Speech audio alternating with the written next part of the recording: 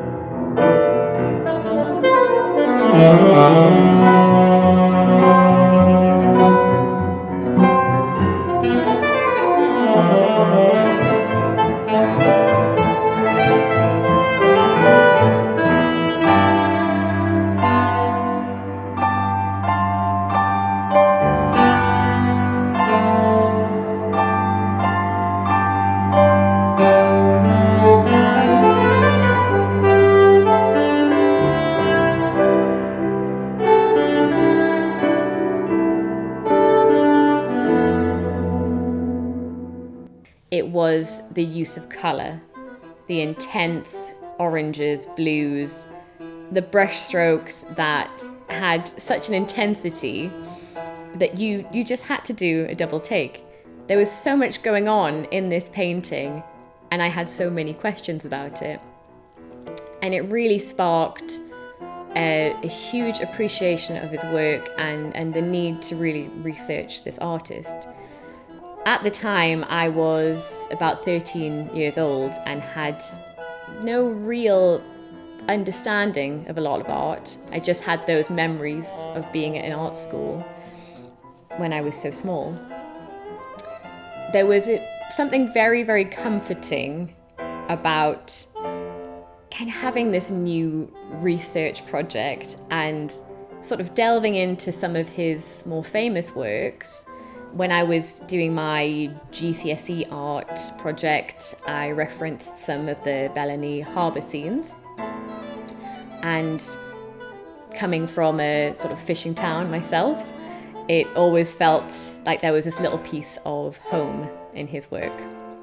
I was studying to become a musician, and I had plans to apply to music colleges and that was my next sort of creative goal in life. I was lucky enough to be performing in some ensembles locally and at the Sage Gateshead, which was our concert venue in the northeast. And all of these gave me a lot of musical inspiration, but in the back of my mind, John Bellany's work was always there. I could close my eyes and I would be picturing the skate in the Kate. And I always thought that I would see it again someday.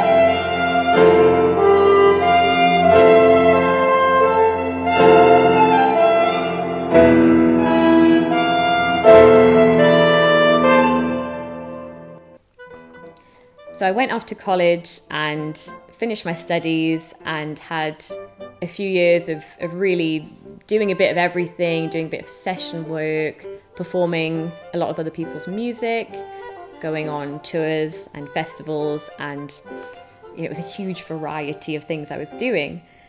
And then it came to the COVID pandemic, and I had more time on my hands to think about what I wanted to do as a creative person.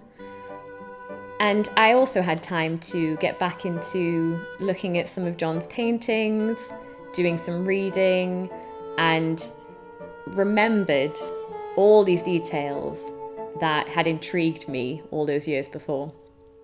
So my plan was that the first opportunity that I got to get out and about after the pandemic, I would go back up to Newcastle and I would see the painting again. Not everything went to plan, and the second I stepped foot in the building, I was confronted with this bright white empty wall, and that only made me more determined to find out exactly where this painting had gone. What I didn't know at the time was that someone who was a collector of John Bellany's work had been working in this building and had moved up to Edinburgh and taken the collection with them. So after a little bit of a wild goose chase, I was able to go up and be reunited with this painting. When I walked into that room, which appropriately had been called the Bellany room because it had 3 or 4 of his paintings in there, it was like seeing an old friend. It was so familiar, and I was quite shocked about how many of the details I still remembered from seeing it the first time, and also things that I hadn't really paid attention to or had just not noticed the first time round, including sort of different characters in the painting. So it was like seeing it with almost a fresh set of eyes, and it was a very, very special moment. When I left the room, I had this overwhelming feeling of wanting to create something from that experience. I felt a lot of gratitude to John in that moment because it had given me this boost to want to make something out of what had been quite a long research project at that point. Because John's work was really something that pushed me to pursue a creative career. I think I've always been that way, that I will look at something and hear a soundtrack, whether it is just fragments of sound that I think suit a certain vibe or character, or whether it is like a whole full-blown score, which is hard to then remember to write down. Every time I've looked at his paintings, there's been a sort of consistent style of sound that's going on in my brain.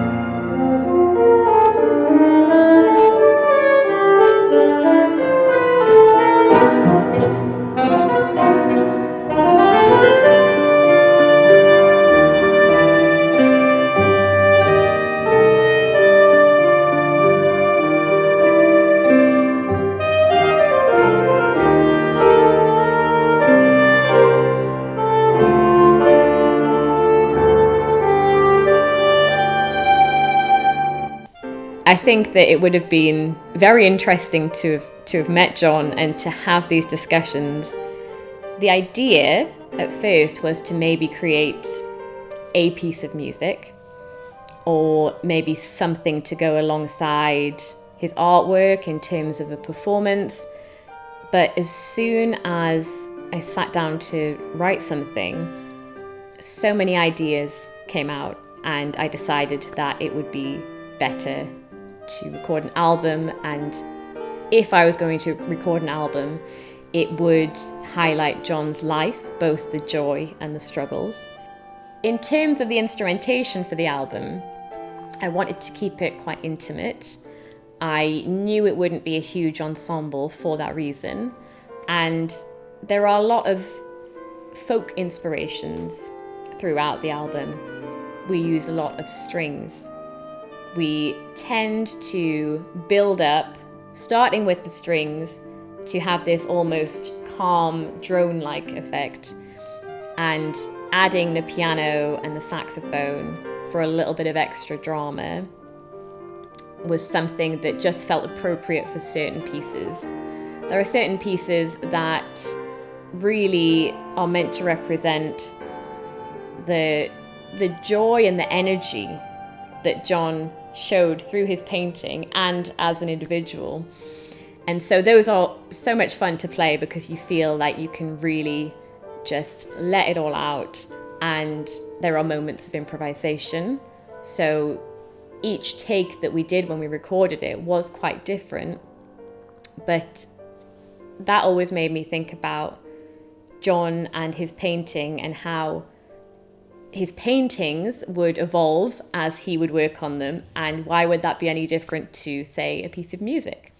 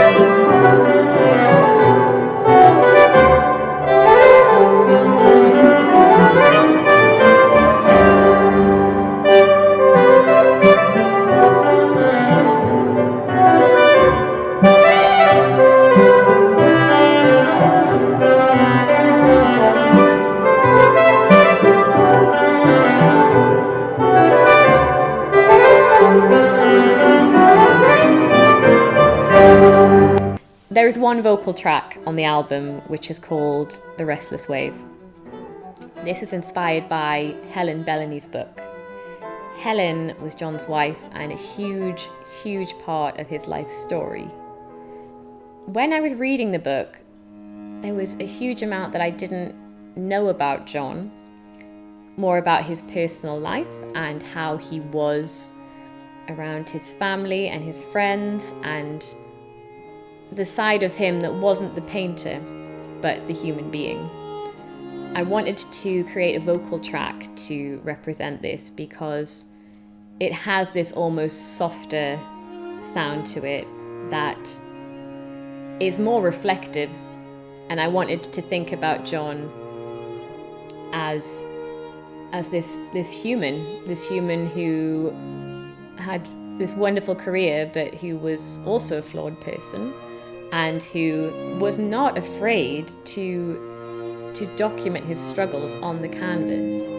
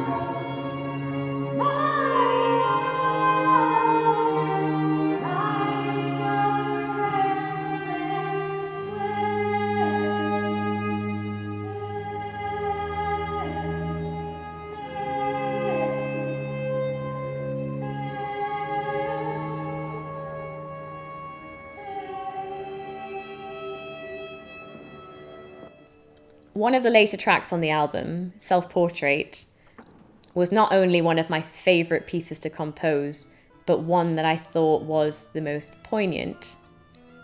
John captured himself in so many self-portraits throughout his life, whether that was in a positive or a negative way in terms of the sorrow and health problems that he was having, he wasn't afraid to show this to the world. The self-portrait, I think, is a great chance to reflect. I think the idea of this self-reflection is something that is perhaps a little bit alien, and we see it through famous artists. We hear it when we listen to albums that have been written about very emotional and difficult things. And these things are important to document, as opposed to pretending everything is nice and rosy.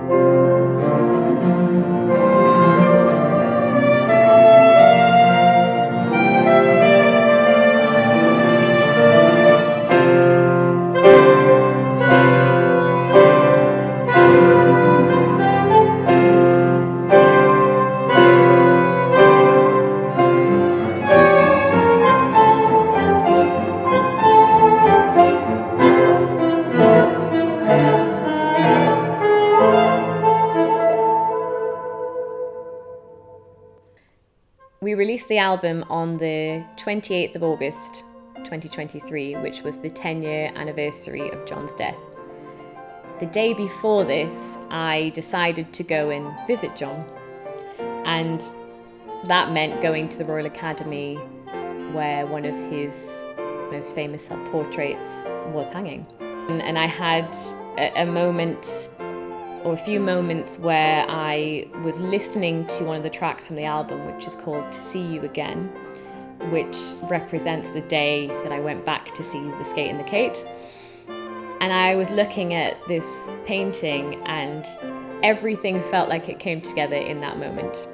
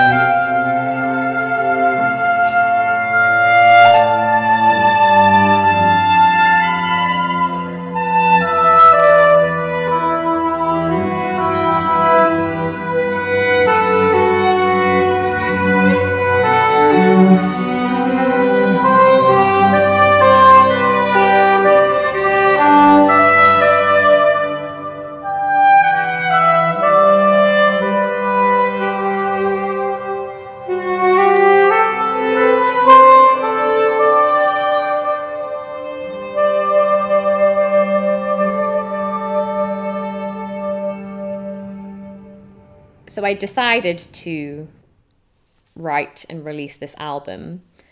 And we went to a place called the Cowshed, which is a recording studio in North London. Much to the surprise of the sound engineer, who said, well, we mostly record rock and, heavier music. But it was a wonderful experience, and I was able to work with not only two of my closest friends, but wonderful musicians, Erin Savitska on the piano, Julia Hart on the violin. And it really did feel like so many elements of my creative life were just coming together. There was the early inspiration from John's paintings. There were these musicians who I'd worked with and formed these bonds with that was completely magical, really. When we were recording the music, everything just clicked. And I wasn't thinking so much about, what will people think of the music? What will the Bellany family think when they find out? All those worries were just swept aside because it just felt like the right thing to do. And my way of saying, this is my tribute to an unexpected inspiration that came into my life at quite a pivotal time.